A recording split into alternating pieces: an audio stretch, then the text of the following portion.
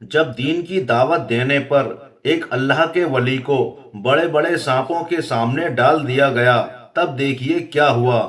پیارے دوستو، السلام علیکم۔ بیان کیا گیا ہے کہ ایک بستی کے لوگ بت پرستی کیا کرتے تھے، مطلب ایک بڑی سی مورتی کی پوجا کرتے تھے۔ وہاں ایک بہت بڑا بت تھا جسے وہ اپنا خدا مانتے تھے۔ ایک مرتبہ اللہ کے حکم سے ایک بزرگ اس بستی میں آئے۔ جب وہ اللہ کے ولی اس بستی میں داخل ہوئے تو عجیب منظر سامنے آیا۔ ایک بہت بڑی مورتی کے آگے وہ لوگ بیٹھے تھے اور اس سے گر گڑا کر منتیں مانگ رہے تھے۔ وہ لوگ جس زبان میں دعائیں کر رہے تھے، بزرگ کو وہ زبان نہیں آتی تھی، لیکن اللہ رب العزت کے حکم سے انہیں ان لوگوں کی زبان سمجھ میں آنے لگی۔ وہ بزرگ اللہ کے ولی ان لوگوں کے قریب پہنچے اور ان کے پریسٹ مطلب پجاری کو آواز دے کر کہا کہ بھائی ذرا ادھر آنا۔ وہ پریسٹ ان بزرگ کو دیکھ کر کافی حیران ہوا، کیونکہ اب تک اس حلیے کا کوئی بھی انسان اس بستی میں نہیں آیا تھا۔ قریب آ کر اس آدمی نے کہا، بولو تم کون ہو، کیا چاہتے ہو اور کہاں سے آئے ہو؟ تو وہ اللہ کے ولی کہنے لگے، اللہ تمہارا بھلا کرے، لیکن تم لوگ یہاں کیا کر رہے ہو؟ یہ انسانی شکل کے پتھر کے آگے بیٹھ کر تم کیا مانگ رہے ہو؟ وہ پریسٹ کہنے لگا کہ یہ ہمارا خدا ہے، ہم اس سے مانگ کر اپنی مرادیں پوری کرتے ہیں۔ اس پر بزرگ بابا بولے، تو کیا اس سے مانگ کر تمہاری مرادیں پوری ہوئیں؟ وہ بولا، ہاں، دیکھو اس بستی میں کیا کچھ نہیں ہے، ہم کتنے خوشحال اور مالا مال ہیں، جو شاید دوسری جگہ آپ کو نظر نہیں آئے گا۔ بزرگ بابا بولے، اس کا مطلب ہے تم لوگ ناسمجھ اور انجان ہو، تم یہ نہیں جانتے کہ تمہیں دینے والا یہ پتھر نہیں کوئی اور ہے، جو نظر نہیں آتا، ہماری یہ آنکھیں اسے نہیں دیکھ سکتی۔ اس نے کہا، یہ کیسے ہو سکتا ہے؟ تم یہ کیسی باتیں کر رہے ہو؟ ہمارے باپ دادا اسی پتھر کے خدا سے مانگتے آئے ہیں، اور تم آج یہاں آ کر عجیب بات بتا رہے ہو۔ اس پر وہ بزرگ بولے، میری بات سنو، میں تمہیں اس رب کی طرف بلا رہا ہوں جس نے تمہیں، مجھے، ہم سب کو، یہاں تک کہ اس پتھر کو بھی بنایا ہے۔ ہم اسے اللہ کہتے ہیں، وہی اس پوری کائنات کا بنانے والا ہے۔ اس نے اپنے آخری نبی جناب محمد الرسول اللہ کو بھیجا اور ان پر ایک کتاب نازل کی جسے ہم قرآن کہتے ہیں۔ ان ساری باتوں کو سن کر وہ پریسٹ بولا، دیکھو تم یہاں ایسی نئی نئی باتیں نہ بتاؤ اور چپ چاپ یہاں سے چلے جاؤ۔ مگر وہ بزرگ وہاں سے نہیں گئے۔ اس پر اس نے ان بزرگ بابا کا بازو پکڑا اور تقریباً دھکیلتے ہوئے ان بزرگ بابا کو اپنے سردار کے پاس لے گیا اور سردار سے بولا کہ سردار، یہ آدمی پتہ نہیں کہاں سے آیا ہے اور ہمارے خدا کو برا کہہ رہا ہے۔ یہ کہتا ہے کہ یہ تو صرف ایک پتھر ہے، یہ تمہیں کیا دے سکتا ہے؟ یہ کہتا ہے کہ اللہ ایک ہے، وہی عبادت کے لائق ہے اور ہم سب کو اسی کی عبادت کرنی چاہیے۔ اس نے اپنے آخری نبی پر ایک کتاب اتاری ہے جسے یہ قرآن بتا رہا ہے۔ یہ ساری باتیں سن کر اس بستی کا سردار بولا، اے انسان، تو جو بھی ہے یہ جان لے کہ وہی پتھر ہمارا خدا ہے، اور ہم پر بھی ایک کتاب موجود ہے، ہم اسی کو پڑھتے ہیں۔ تو ہماری کامیابی اور خوشحالی دیکھ ہی رہا ہے۔ اس پر اللہ کے ولی بولے، ہاں، آپ سب کو بہت کچھ دیا گیا ہے، آپ مالا مال ہیں، مگر آپ ذرا سوچئے کہ اس پتھر کی مورتی کو آپ کے باپ دادا نے اپنے ہاتھوں سے بنایا ہے، تو یہ آپ کا خدا کیسے ہو سکتا ہے؟ یہ تو خود انسانوں کے ہاتھوں سے بنا ہوا ہے۔ میں آپ سب کو اس ذات کی طرف بلا رہا ہوں جس نے اس پوری کائنات کو بنایا ہے۔ ہمارے اگلے اور پچھلوں کو پیدا کرنے والا وہی ہے۔ اس نے وقت وقت پر ہر قوم میں ہم انسانوں کو سمجھانے کے لیے نبی بھیجے اور پھر آخری نبی جناب محمد الرسول اللہ کو بھیجا، جن پر ایک کتاب قرآن نازل کی۔ اس کتاب میں ساری کائنات کی حقیقت موجود ہے۔ اگر ہم اللہ رب العزت کی عبادت اس کے رسول صلی اللہ علیہ وسلم کے طریقے پر کریں گے تو وہ اس دنیا میں بھی ہمیں کامیاب کرے گا اور مرنے کے بعد جنت میں داخل کرے گا۔ جنت میں ایسی ایسی نعمتیں ہیں جو نہ کسی نے دیکھی، نہ کسی نے سوچی اور نہ کسی نے سنی۔ اور اگر ہم اپنی مرضی سے ان جھوٹے خداؤں کو پوج کر دنیا سے جائیں گے تو وہ ہمیں ہمارے خداؤں کے جہنم میں ڈال دے گا، جہاں صرف آگ ہی آگ ہے۔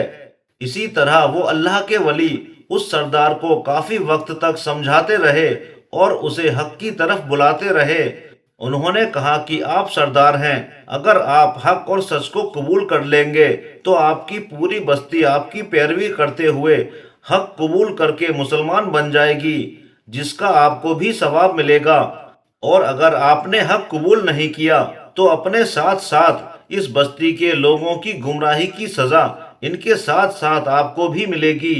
اسی طرح کافی وقت تک وہ اللہ والے اس سردار کو اللہ اور حق کی طرف بلاتے رہے، مگر اس گھمنڈی سردار نے ان کی ایک بات پر بھی دھیان نہیں دیا، اور آخر میں اس گھمنڈی سردار نے اپنے سپاہیوں کو حکم دیا کہ اس شخص کو ہمارے اس باڑے میں لے جا کر ڈال دو جہاں ہم نے بڑے بڑے سانپ پال رکھے ہیں۔ یہ ہمیں سمجھانے آیا ہے، مگر ہمارے سانپ اس کو سمجھا دیں گے۔ یہ کہہ کر سردار اٹھ کر اپنے محل میں چلا گیا، اور اس کے سپاہیوں نے ان بزرگ کو لے جا کر سانپوں کے باڑے میں ڈال دیا۔ اس وقت تو اللہ کے ولی کو وہاں کوئی سانپ نظر نہیں آیا۔ وہ اٹھ کر اللہ سے دعا کرنے لگے کہ اے میرے پروردگار، اگر میری موت تو نے اسی طرح لکھی ہے تو مجھے قبول ہے، اور اگر میرا وقت ابھی نہیں آیا ہے تو میری حفاظت فرما۔ وہ بزرگ کافی وقت تک اسی طرح دعا کرتے رہے، پھر چپ چاپ بیٹھ گئے۔ کچھ ہی وقت میں کافی سارے اژدہے تیزی سے ان کی طرف چلتے ہوئے آئے، مگر وہ بزرگ بے خوف بیٹھے رہے، کیونکہ جسے اللہ کا ڈر ہوتا ہے وہ کسی اور سے نہیں ڈرتا۔ جب وہ اژدہے ان بزرگ بابا کی طرف بڑھتے آ رہے تھے تب آپ صرف اللہ کا نام لے رہے تھے اور دل ہی دل میں کہہ رہے تھے کہ اے میرے رب، اگر میں ان کی غذا ہوں تو کوئی بات نہیں، اور اگر میں ان کی غذا نہیں ہوں تو ان کے دل میں میری محبت ڈال دے۔ اب وہ بابا کلمہ شہادت پڑھنے لگے۔ اچانک انہی اژدہوں میں سے ایک بہت بڑا اژدہا سب کو پیچھے چھوڑتا ہوا تیزی سے ان کے قریب آ کر رکا۔ اس کے منہ میں ایک ٹہنی تھی جس پر بہت ہی خوشبودار پھولوں کا گچھا موجود تھا۔ قریب آ کر اس نے وہ پھولوں کی ٹہنی حضرت کے قدموں پر رکھ دی اور سلام کیا۔ بزرگ حیرت سے اچھل گئے، کیونکہ اژدہا انسانوں کی بولی بول رہا تھا۔ انہوں نے حیرت سے سلام کا جواب دیا، پھر سوچا کہ یہ سب میرے رب کی طرف سے معجزہ ہے، اور پرسکون ہو کر اس اژدہے کے منہ کی طرف دیکھا۔ وہ اژدہا بولا، میں اور میرے ساتھی آپ کو کیا کھائیں گے؟ آپ تو اللہ کے نیک بندے ہیں، ہم آپ جیسے مقبول اللہ کے ولی کی تو صرف خدمت ہی کر سکتے ہیں۔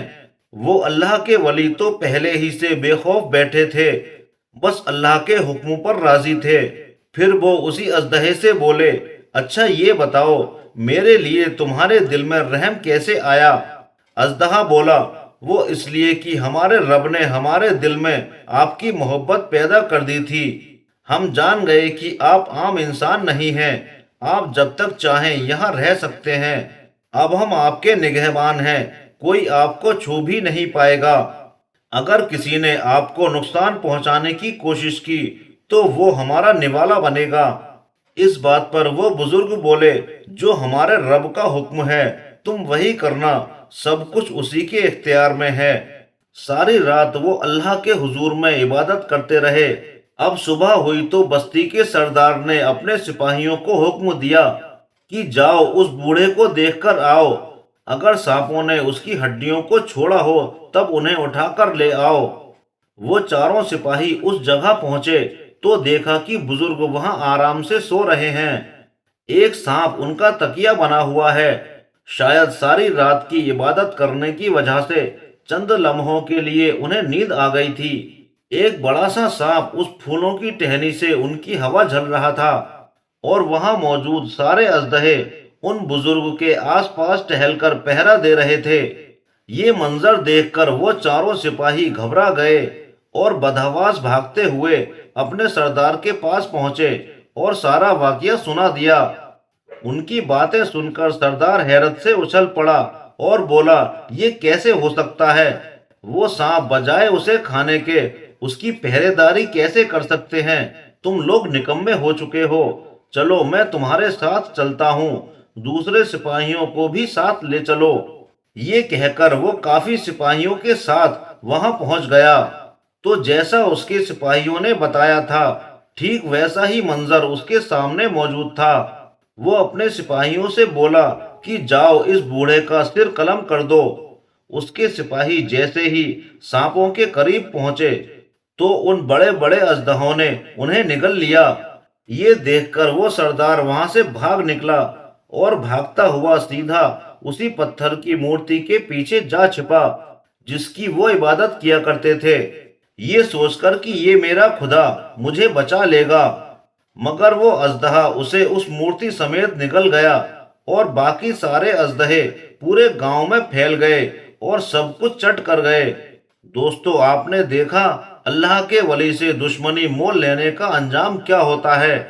یہ ویڈیو آپ کو کیسی لگی کمنٹس کر کے ضرور بتائیے گا۔ اسی طرح کے ویڈیو آگے بھی دیکھنے کے لیے میرے چینل کو سبسکرائب کریں۔ شکریہ، اللہ حافظ۔